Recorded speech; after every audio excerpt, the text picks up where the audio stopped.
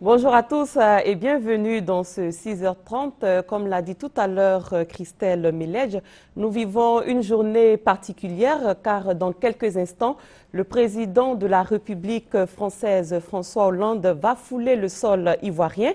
L'avion le transportant va bientôt atterrir à l'aéroport Félix Houphouët-Boigny de Port-Bouët.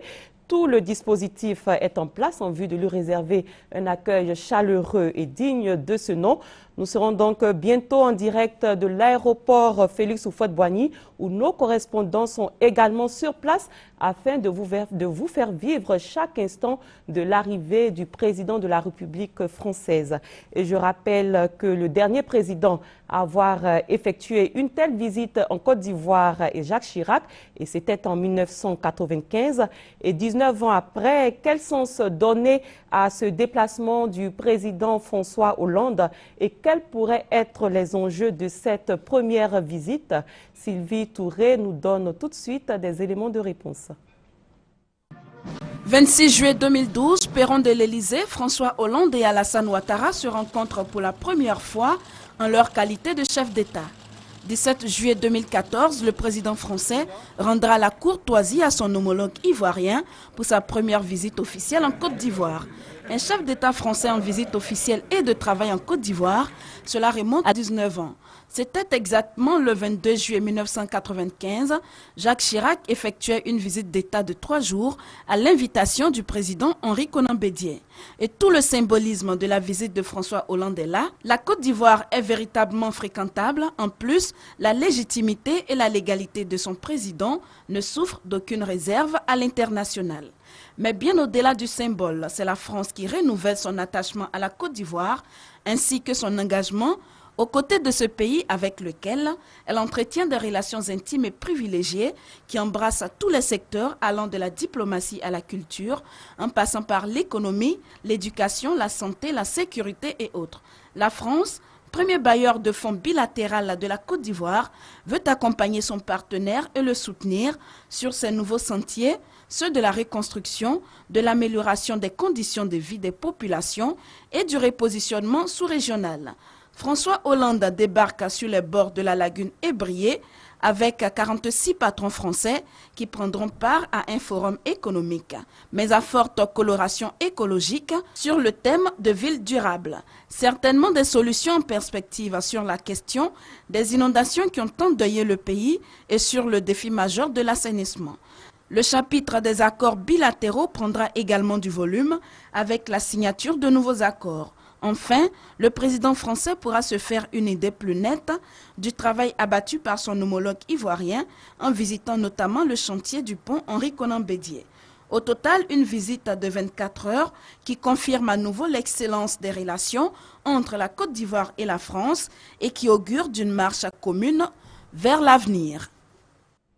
Nous reviendrons donc à cette visite du président de la République de France, François Hollande, qui s'apprête à atterrir à l'aéroport Félix Houphouët-Boigny de Port-Bouët. Ce sera dans quelques minutes. Pour l'instant, intéressons-nous à un conseil des ministres qui s'est tenu hier au palais présidentiel sous la houlette du chef de l'État, Alassane Ouattara. Plusieurs mesures ont été prises, dont celle relative à la gestion des véhicules administratifs. Cette mesure vise à faire face à l'utilisation abusive, voire frauduleuse de ces véhicules. C'est une dame au grand cœur. La première dame de Côte d'Ivoire était hier à Atekoubé, à Bobo et à Cocody, Riviera 9 kg. Dominique Ouattara a exprimé sa compassion aux victimes des pluies diluviennes qui se sont abattues sur la ville d'Abidjan. On en parle avec Viviane Aïmen. 80 millions de francs de dons en nature composés de vivres, de non-vivres et de produits pharmaceutiques, plus 10 millions de francs en espèces. C'est le geste de solidarité de la première dame Dominique Ouattara envers les victimes des fortes pluies de tout le district d'Abidjan.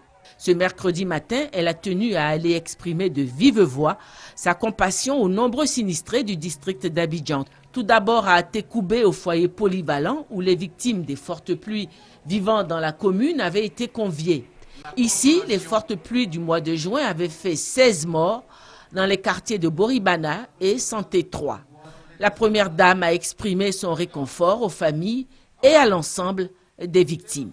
Chers frères et sœurs d'Atekoubé, c'est le cœur rempli de tristesse que je vous rends visite aujourd'hui pour vous apporter mon réconfort après la dure épreuve que vous traversez. Une fois de plus, les pluies diluviennes ont arraché des êtres chers de l'affection de ceux qui les aimaient. Elles ont laissé des familles dans le dénuement complet et endeuillé la nation tout entière. Je ne pouvais rester loin de vous à un moment aussi difficile qui me touche au plus haut point. Ainsi, dès mon retour de voyage, j'ai tenu à vous exprimer de vive voix toute ma compassion ainsi que celle de mon cher époux, le président Alassane Ouattara. Elle leur a offert de nombreux dons en vivres et non-vivres, plus une enveloppe de 1 million de francs. Une prière œcuménique a été dite par la voix d'un des leurs résidant à Mosikro qui a perdu sa femme et ses 3 enfants durant les fortes pluies. Les sinistrés d'Atekoubé ont remercié la première dame pour sa solidarité à leur égard. Merci maman, car votre présence à nos côtés ce matin soulage nos peines et apaise nos cœurs. Merci encore pour le sourire que vous nous apportez, parce qu'en vous, nous voyons une lueur d'espoir à l'horizon en ce qui concerne notre problème de recasement. Que Dieu le Tout-Puissant vous rende au centuple, à vous et à votre cher époux, tous les bienfaits que vous apportez aux populations de Côte d'Ivoire en général et en particulier à celles d'Atekoubé. Le conseil municipal d'Atekoubé a dit son infinie reconnaissance à la première dame pour sa présence aux côtés des sinistrés de la commune.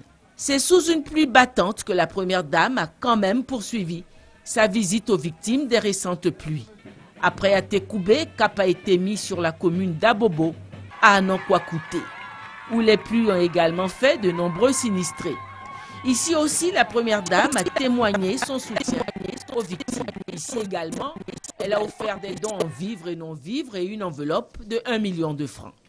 Le chef du village d'Anankwa-Kouté a longuement remercié la première dame et à travers elle, le président de la République. Dernière halte de ce périple, la Riviera 9 kg, qui a connu aussi un grand nombre de sinistrés. Les sinistrés de Cocody Danga, de Gobélé, de Bonoumen, d'Akwedo s'étaient joints à ceux de 9 kg. Nous avons été effarés de voir les dégâts causés par les pluies, les décès, les personnes qui avaient perdu leurs biens, leur foyer. Et nous vous disons, Yako, il faut. Les populations présentes ont exprimé leur gratitude à la première dame. À leur suite, le maire de Cocody a remercié la première dame pour sa présence en ce lieu. Pour tous ces sinistrés de la Riviera 9 kg, ce sont 15 millions de francs de dons en nature et une enveloppe de 1 million de francs qui ont été offerts par la première dame. Au nom du gouvernement, la ministre de la Solidarité, de la Famille, de la Femme et de l'Enfant n'a pu s'empêcher de dire merci à son tour à la première dame Dominique Ouattara pour son soutien aux nombreux sinistrés. Sitôt revenu de votre mission hors de Côte d'Ivoire, vous avez tenu vous-même, sous cette pluie, à Atekoubé, à Abobo et à présent à Cocody, à apporter votre compassion aux familles sinistrées et à tous les Ivoiriens. Qu'est-ce qu'on peut mieux espérer que d'avoir à côté de notre président de la République, on ne dit plus derrière un homme, à côté d'un homme, d'un grand homme du président de la République.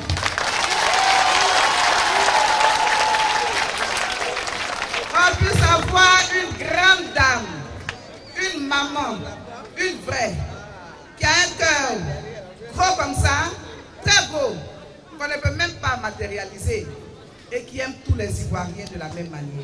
C'est par une généreuse acclamation que les victimes ont traduit leur reconnaissance à leur bienfaitrice. Et l'arrivée du président François Hollande, c'est donc dans quelques minutes. Vous voyez l'ambiance à l'aéroport Félix Houphouët-Boigny. Tout le dispositif est mis en place. Toutes les mesures sont prises pour lui réserver un accueil chaleureux. Ce sera donc dans quelques minutes. L'avion le transportant va bientôt atterrir à l'aéroport Félix Houphouët-Boigny de Port-Bouët. Et comme je le rappelle, le président de la République française, François Hollande, est accompagné d'officiels et d'hommes d'affaires. Et avec le chef de l'État, Alassane Ouattara, il va évoquer des problèmes, il va évoquer des sujets d'intérêt commun entre les deux pays qui entretiennent des relations séculaires et exemplaires.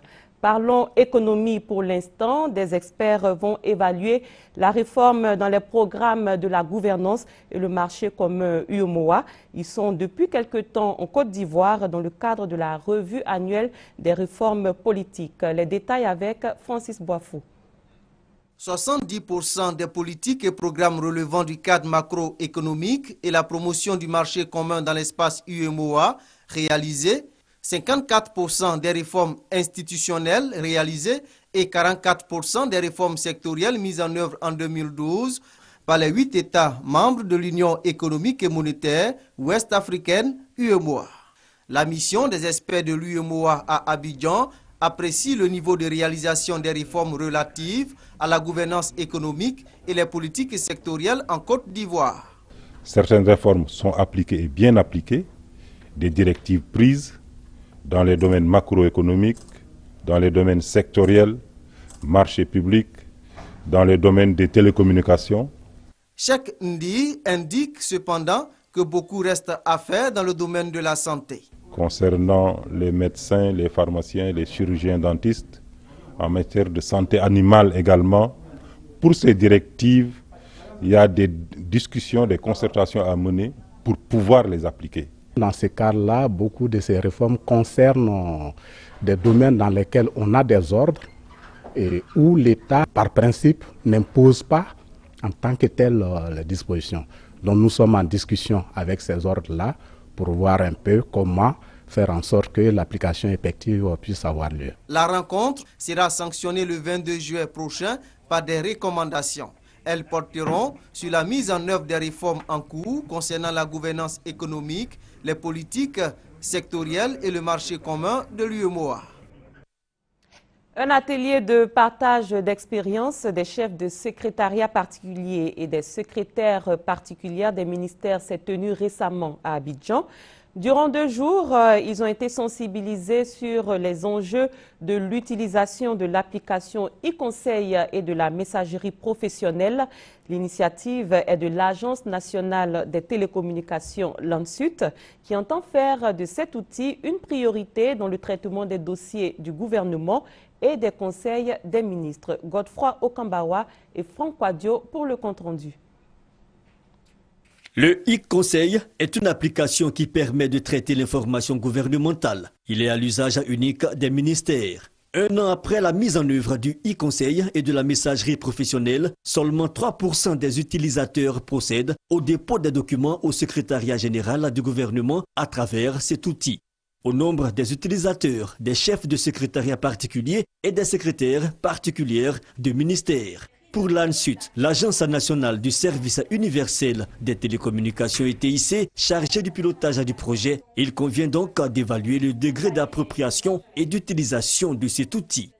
Nous avons permis d'interconnecter la présidence de la République, la primature, le secrétaire général du gouvernement, tous les ministères, que le taux d'utilisation de cette application vraiment soit très élevé. À travers ce projet de gouvernance électronique, l'État de Côte d'Ivoire entend mettre l'accent sur l'application et la gestion sécurisée des conseils de gouvernement et des ministres. Le président de la République est l'un des premiers utilisateurs de l'application e-conseil. Je voudrais inviter tous les membres du gouvernement, les présidents des institutions, ainsi que les membres des cabinets ministériels à s'approprier cet outil. Après 2 jours de travaux, plusieurs recommandations sont faites, notamment l'orientation concertée sur les enjeux de l'utilisation de l'application, de la messagerie professionnelle et du e-conseil qui constituent désormais des outils incontournables dans le traitement de l'information gouvernementale. Après les TIC Parlons Tourisme, une délégation de Côte d'Ivoire Tourisme de l'Office national du tourisme, conduite par son directeur général Jean-Marie Sommet, a effectué récemment une mission à Beijing, en Chine. La délégation entendait préparer le terrain en vue de prendre part au Salon international du tourisme dénommé Beijing International Tourism Expo. Les temps forts de leur séjour avec Patricia Omouetia. Cette mission s'inscrit dans le cadre de la recherche de nouveaux marchés émetteurs de touristes vers la Côte d'Ivoire en vue de permettre à ce secteur de contribuer pleinement et efficacement aux défis de l'émergence prônés par le gouvernement ivoirien. Au cours de cette mission, la délégation ivoirienne a rencontré plusieurs agences de voyage, des tours opérateurs et d'importants organes de presse spécialisés, parmi lesquels la chaîne de la télévision nationale chinoise. La diversité culturelle de la Côte d'Ivoire est une grande richesse à découvrir par les Chinois. La culture chinoise, qui n'est pas très loin de la nôtre également, puisse s'inspirer également de la nôtre, parce que chez nous, il y a la diversité, il y a la nature. C'est entre mer et lagune. Au regard de l'importance du marché chinois au plan mondial et de l'engouement exprimé par les professionnels de ce pays pour la destination Côte d'Ivoire, le directeur général de Côte d'Ivoire Tourisme annonce dans les prochains mois un éduc-tour en Côte d'Ivoire à l'intention des tours opérateurs professionnels de la presse spécialisée chinoise.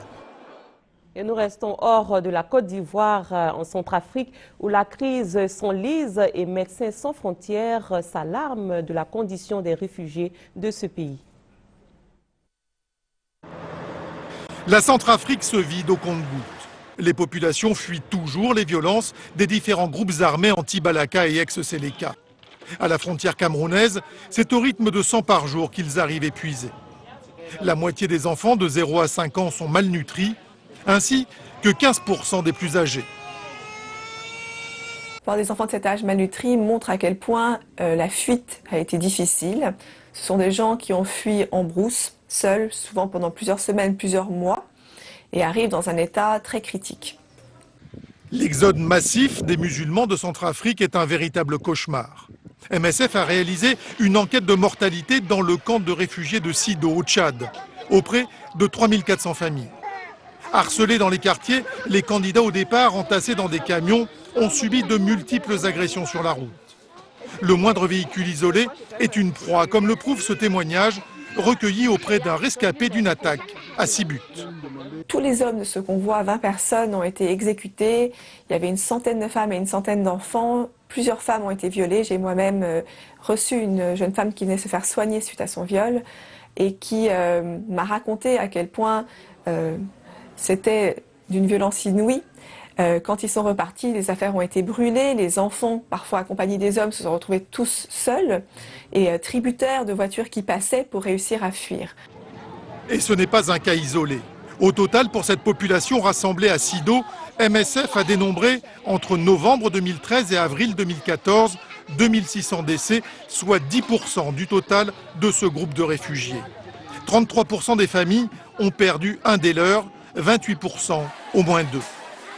Quelques 20 000 musulmans sont toujours bloqués dans des enclaves à Bangui, Karno, Boda, Berberati. Des refuges incertains. Mais l'exode est rendu encore plus difficile depuis que le Tchad a fermé sa frontière avec la Centrafrique, piégeant ainsi de nombreux civils. Et voilà, le président de la République française, François Hollande, va bientôt arriver en Côte d'Ivoire. Sur place à l'aéroport Félix Houphouët-Boigny de Port-Bouët, tout est mis en place pour l'accueillir d'une façon chaleureuse et exemplaire. Nous serons bientôt en direct avec nos correspondants également sur place à l'aéroport Félix Houphouët-Boigny de Port-Bouët pour nous faire vivre chaque instant de l'arrivée du chef de l'État français. Et je rappelle que cette visite sera marquée par la tenue d'un forum économique franco-ivoirien, par des visites de chantier, par des audiences que le président de la République française va accorder à des membres de la société civile et à des personnalités politiques ivoiriennes. Et c'est la fin de ce journal. Merci d'avoir été en notre compagnie. Bon début de journée à tous et à toutes.